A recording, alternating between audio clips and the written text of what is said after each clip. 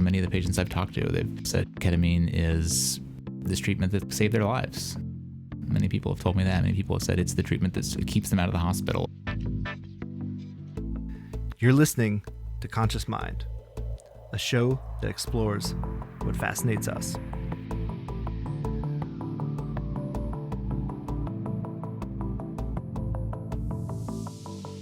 Hi, everyone. Welcome back to the show. Today, I'm joined by attending psychiatrist and director of our ketamine treatment program, William Prueitt. Welcome, Dr. Prueitt. Thank you. It's great to be here. So we have a lot of great, interesting questions to ask you today. And I think as the director of a brand new program at Silver Hill, and one that is just an interesting topic in general that, not everyone out there knows a ton about, I think we're going to cover a lot of territory in our conversation.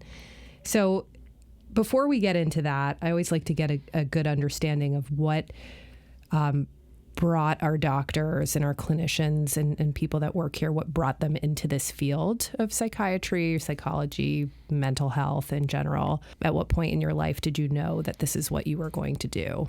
I had a little bit of a wandering journey to psychiatry. I grew up in a family of physicians, and so medicine was always a big thing in my family, and gatherings at my grandparents' house tended to be filled with discussions of medicine. It started with my grandfather, so my mom's dad, and he grew up very poor in a small town in Alabama, and his dream was to become a doctor. So he, through lots of hard work and many different adventures, ended up going to medical school, becoming a doctor, settled in Missouri, and that's where he practices sort of general practice doctor, doing all types of different things, delivering babies and caring for people in the town, making house calls. And he loved medicine and sort of encouraged all of his kids and everyone he knew to go into medical school. So 3 of his kids, including my mom, were all doctors. And so I grew up with my mom talking about medicine a lot. She's a pulmonologist. I was going to ask what kind of doctor your mom is. Yeah, she was a pulmonologist.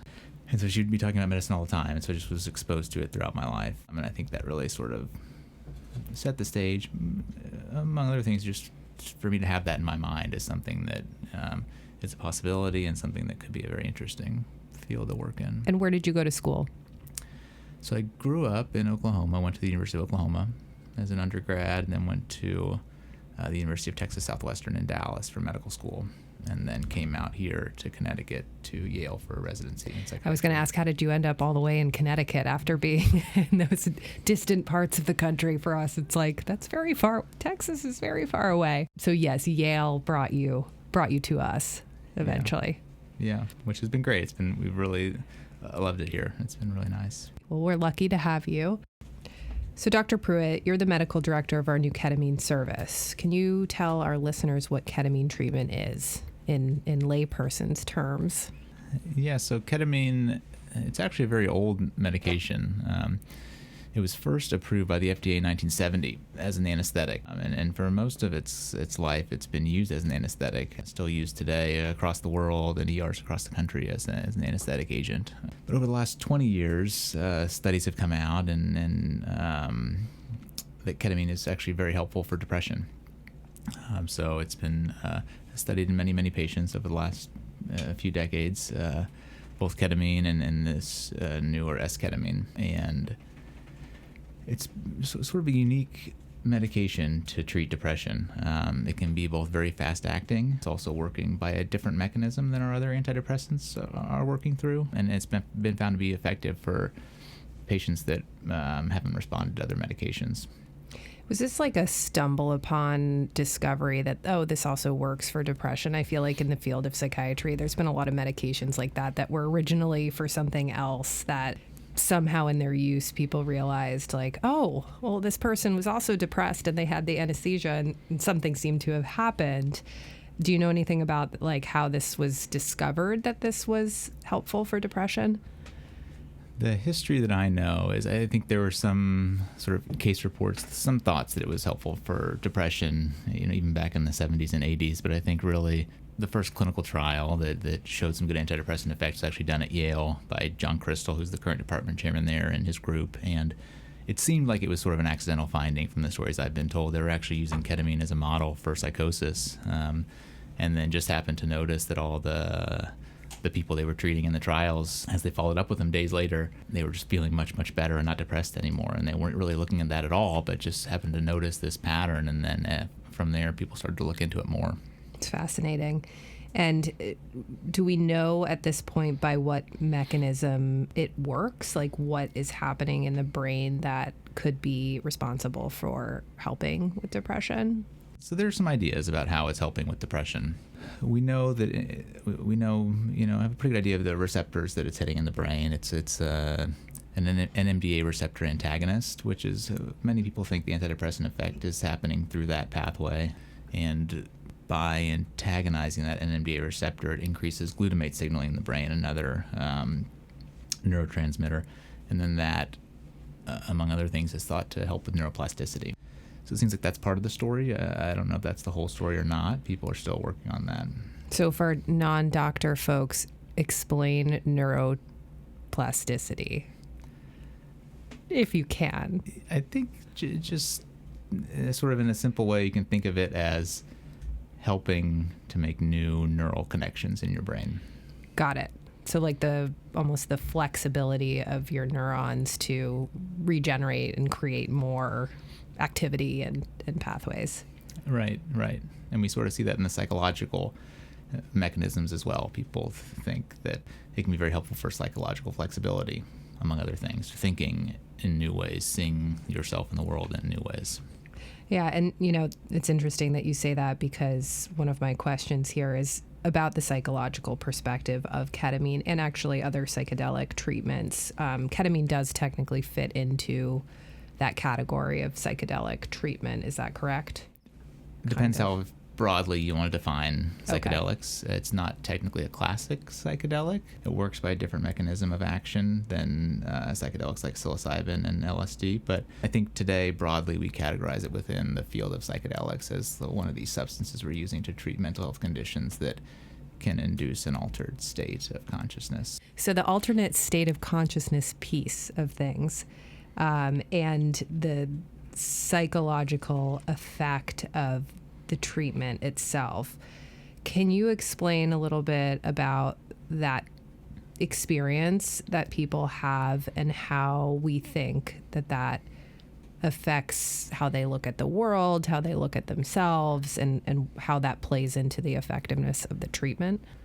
So there are different schools of thought. Some people think the psychological experience is sort of vital and very central to people's ability to change and for the depression to improve. There are other schools of thought that think maybe it's actually not that important. But it seems to be important from what I've seen. The experience itself can be quite variable depending on the person and the day that they come in. It can often be sort of a dreamlike state that they're in, and can experience, it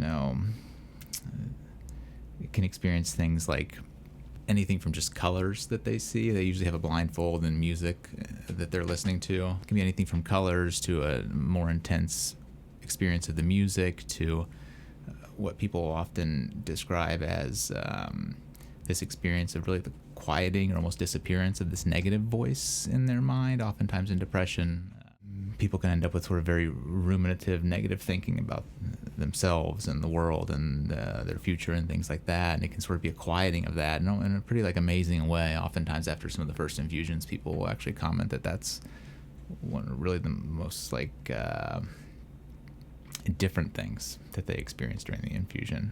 Noticeable change in how they think. Yes. And does that last beyond the experience itself? Like, is that negative thinking interrupted for how long before it comes back, or does it ever come back? Does it vary? It really varies. Yeah. A lot. For some people, it can be a few days. For some people, it can last for weeks, and then as they get more infusions, it can be sustained for even longer than that. But yeah, the experience itself, I think it can range from some of those things to also it can be very visual. People can find themselves in scenes from their life, or a patient right now who very often sees his family there and his children growing up and his wife, and have these sort of intense experiences around, whatever might be most important in their life at that time. That's really powerful. I can imagine the meaning that carries for a lot of people going through this, especially if you've gotten to this point where you have treatment-resistant depression, you've probably tried a lot of things before this, given that it's a newer treatment. So it must be powerful to have that experience and have such a different treatment than what you've presumably had most of your life. I mean, many people have their onset of depression as, adolescence or even sometimes in childhood. And then to finally have something that changes you in that way is pretty amazing. As you can imagine, and I'm sure you face this all the time, just being in the work that you're in, how can we help people who still think of ketamine and psilocybin and some of these other newer uses for these older drugs? How can we help people to understand the difference between using these substances recreationally and in a maybe dangerous and unhealthy way, and to be able to look at them in this new light of potentially life-saving treatment for people? Because it is still controversial, I think. Mm-hmm. Yeah, I think there definitely is a lot of wondering about it, and I think it's reasonable to be skeptical. I think I'm often a skeptic of many new treatments that come out, and I think looking at them and considering whether or not they seem helpful is the right thing to do. I mean, for ketamine specifically, I think looking at the clinical trials that have been done, looking at the many people who have gone through these trials and how their depression's been affected for better or worse, and we have really good data to show that many of these people did very, very well with very minimal side effects. So I think that's one piece of it. I think also, hearing the stories from patients, both some that you can pick up in the popular media, but also many of the patients I've talked to, they've sort of said ketamine is this treatment that's saved their lives. Many people have told me that. Many people have said it's the treatment that keeps them out of the hospital or keeps them able to maintain their job or their family. We have a patient right now who we're treating, and she was saying her relatives, people in her life, have told her she hasn't looked this good in 10 years. And she sort of feels the same way. So for some people, it can be just really, really powerful. So looking at all that, and in medicine, we're always sort of balancing the risks and the benefits of any treatment we're doing, in psychiatry and cardiology and in any field, thinking about what are the risks, what are the benefits, what makes sense for this person in this point in time. And also using it, I think, in a very controlled setting can make it so it's just much more helpful in a therapeutic way, so the person can be very well supported. Yeah, and will help, I think, over time, help people that are fearful or don't know much about it to have more exposure to it and know that this is a, safe medical treatment that is now done. It's not something that's necessarily behind closed doors and obtained illegally. This is a very scientific process behind this. And of course, if it's administered unsafely in an unsafe way, that's not going to be a good outcome for most people. Whereas when it's done in a clinic with professionals who are trained in it, it can be, as you said, life-saving for people.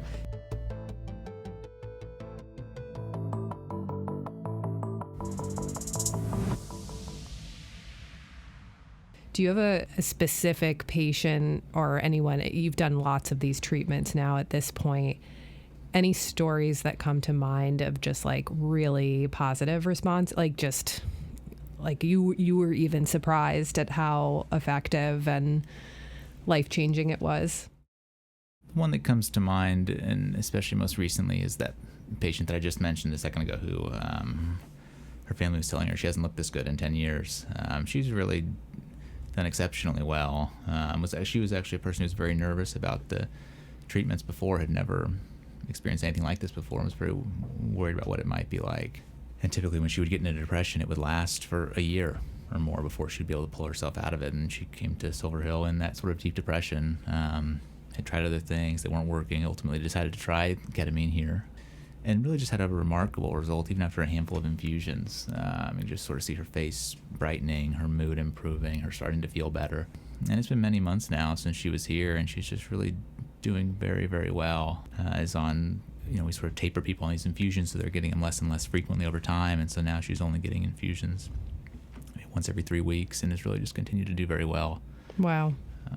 Wow, that is amazing. And eventually is the idea that you can stop taking the infusions, or is it likely that kind of a tune-up will need to happen every X number of weeks or months? It's always different for everyone, but the goal and the way we've designed our program here is based on how it's done at Yale and how it was done in some of the Spravato trials. The goal is ultimately for people to get off the treatments. So they start getting infusions twice a week for the first 4 weeks. So it's more frequent at the beginning to sort of get a good response to their depression, and then we slowly sort of taper them off the treatments with the hope of keeping them stable over longer and longer periods of time. And hopefully having them in a place where they're well and not feeling depressed for maybe 4 or 6 months before thinking about stopping, and then just following them after that. And if the depression comes back at some point in the future, they can always come back for another series of infusions, or if it doesn't and they don't need it, then it's wonderful. That's great. Yeah, we always, in our field, as much as we love and appreciate our patients, we want to see them move on and not need us anymore, right? It's the goal is to get them on their way and better and able to take care of themselves outside of the hospital setting. So Dr. Prueitt, we're going to end with this big kind of nebulous question, which is, what is your hope for the future of mental health treatment? I feel like in some ways this conversation reminds me that we're already kind of living in the future and that new things are happening all the time. But if you were to kind of project yourself 30, 40 years into the future, what do you hope things will look like? It's a hard question. And we have so many challenges, I think, in the field. I think there are at least a few things. I'm hopeful this movement in psychedelic medicines will be, very beneficial for patients, and will find an important place in the treatments that we have to offer. One other thing that I think is really going to be important is to be able to, as much as we can, find ways to get more and more time with patients. I think in today's environment, there are lots of pressures that can impede that, both from insurance and reimbursement and documentation and all these other things. And I think that the relationship between the patient and the doctor and the therapist is very important, especially in mental health, and being able to have the time to build that relationship and to get a good understanding of a person, to know what's going on as best we can, to offer them the best sort of treatment and therapy that we can, is going to be vital. And so I hope if we can find some way to more and more increase the time we have with patients, I think that'll go a long way. And that's another topic that seems to come up in these interviews is the relationship, and how when we talk about the future of mental health treatment, sometimes we're actually going to the past of how things were before managed care and before the documentation requirements that we have. And, there's, of course, those things are important, and there's a time and a place for all of it. But, before all of those pressures, doctors did have more time with patients. And so how will we kind of course correct and get back to some sort of happy medium in the future? Because you're, I think, totally accurate when, especially in psychiatry and in our field, that the relationship matters and is so much part of the healing process. Dr. Prueitt, thank you again for coming in today. And I know you're very busy and you have a brand new clinic to get back to.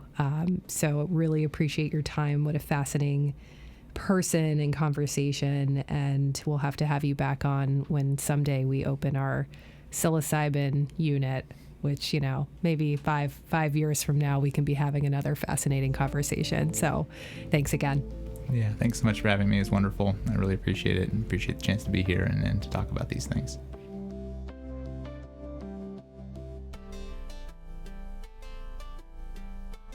You've been listening to Conscious Mind on Silver Hill Radio. We'd love to hear from you.